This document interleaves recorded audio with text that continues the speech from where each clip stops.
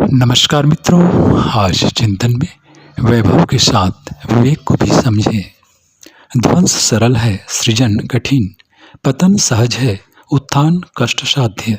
उथली बाल क्रीड़ा कोई भी कर सकता है, पर समुद्र की गहराई में उतरकर मोती बटोरना किन्हीं साहसी गोताखोरों द्वारा ही बन पड़ता है।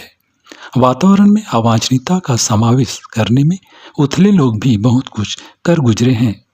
विषैले घुटन उत्पन्न करने में कूड़े करकट की छोटी ढेरी भी तनिक सी चिंगारी का सहयोग पाकर सहज समर्थ हो सकती है, किंतु वातावरण में शांति शीतलता भरने की बात तो अंतरिक्ष में व्याप्त बादल सोचते और कर गुजरते हैं। धरती की उर्वरता वर्षा के साथ अविच्छिन्न रूप से जुड़ी हुई है।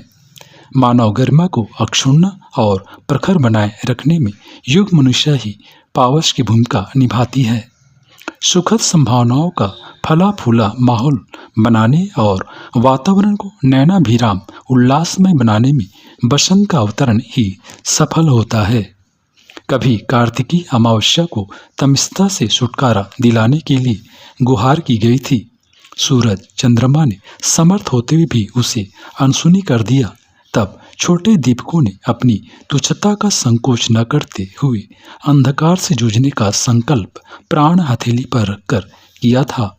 दीप पर्व उसी आदर्शवादी बलिदानी साहसिकता को अनंत काल तक जीवंत रखने वाला और अनुकरण की प्रेरणा देने वाला स्मारक है। सृजन शिल्पियों को कुछ ऐसा ही सोचना और करना होता है। साधनों का सदुपयोग कर सकने वाली बुद्धिमत्ता को सर्वत्र सराहा जाता है। उसी आधार पर मनुष्य आगे बढ़ते और ऊंचे उठते हैं। हर कोई कुछ न कुछ धन कमाता है और उसके पास पूर्व संचित साधन होते हैं। प्रश्न एक ही रह जाता है कि इसे किसने किस प्रयोजन के लिए कब किस प्रकार उपयोग किया।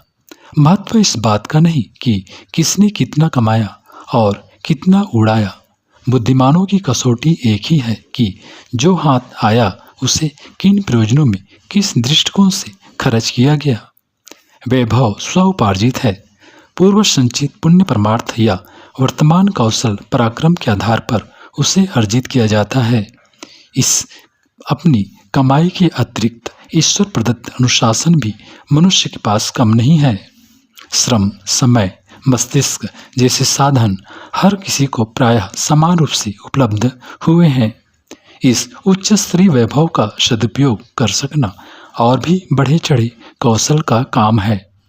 ऐसे ही कौशल को दूरदर्शी विवेक कहा जाता है। श्रद्धा, प्रज्ञा, निष्ठा इसी के नाम है। मनुष्य न तो संपदाओं की दृष्टि से दरिद्र है और न विभूतियों की दृष्टि से असमर्थ। मित्रों, प्रश्न इतना भर है कि जो हस्तगत हुआ उसका उपयोग किस प्रकार बन पड़ा। जो इस कसौटी पर खरा सिद्ध हो सका, समझना चाहिए कि उसका मनुष्य जन्म सार्थक हो गया।